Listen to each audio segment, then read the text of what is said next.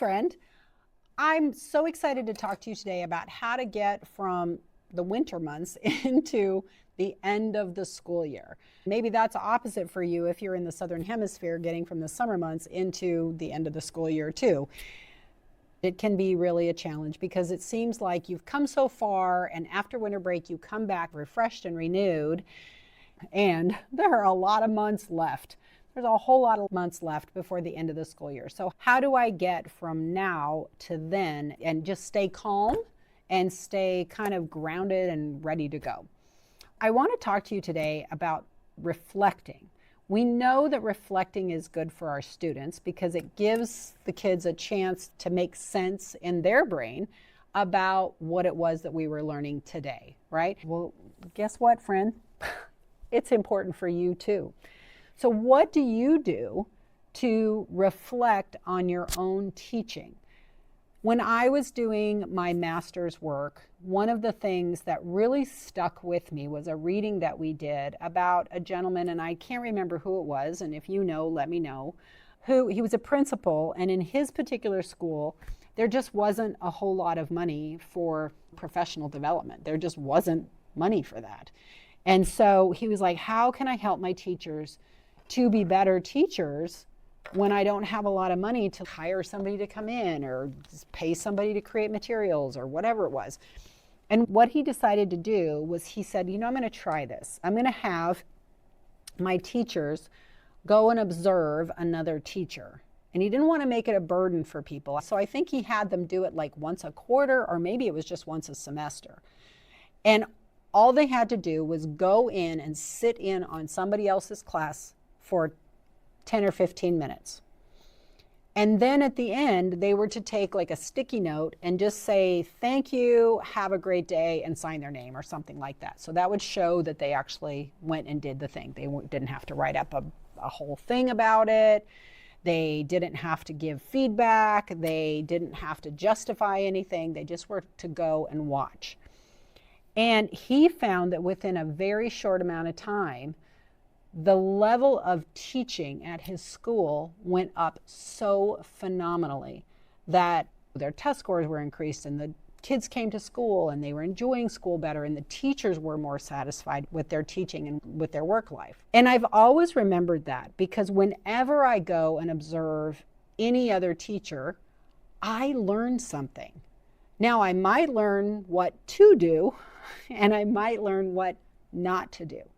And this is true if you go and observe a music teacher, you go and observe an English teacher, you go and observe a PE teacher. It doesn't really matter because something that they're doing in that 10 or 15 minutes that you're in their room, you're going to pick up something that will be beneficial to you. So that's one thing that you can do. The other thing that you can do is to reflect yourself. And I've been a journal writer, a person that writes in journals for a lot of years. I've kind of gone in and out of it over the years. I did the Artist's Way for a while. That's a really good one.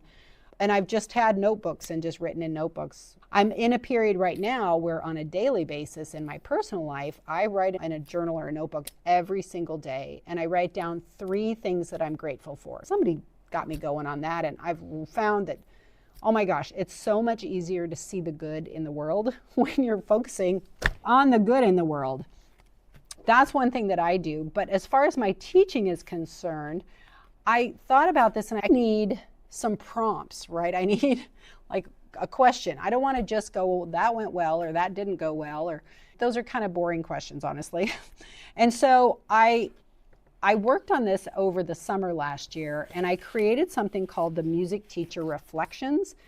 My business is called Harmony Classroom and my online presence on Instagram and YouTube and Facebook is called Music in the Center because I really got started doing music centers. I do a class for my school district on music centers. I teach classes on this all the time.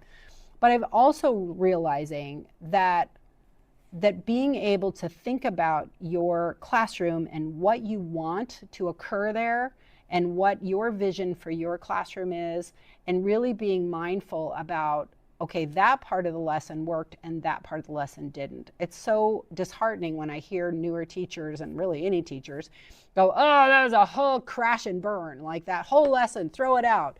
Maybe there are, we don't have to throw out the whole thing. I mean, maybe there were things in that lesson that actually did go well, but maybe your directions weren't very clear at the beginning, or maybe you didn't provide enough time for them to practice the skill enough, or maybe you paired the wrong kids together and you need to look at your groupings or your pairings, right? So there's always some little piece that you could adjust, whereas the whole thing shouldn't get thrown out. Maybe you just needed to make some little adjustments.